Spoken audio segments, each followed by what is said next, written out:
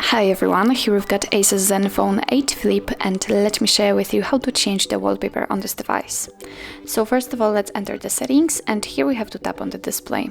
Now let's enter the wallpaper section, and as you can see here, we've got actually 3 different albums from which we can choose the wallpaper from.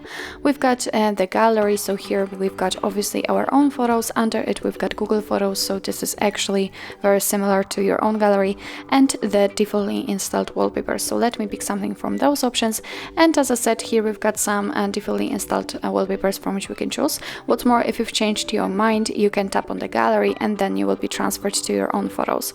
Here we've got the preview of the lock screen and home screen, so it means that from this level we can add totally another wallpaper to the lock screen and home screen and check how it will look like.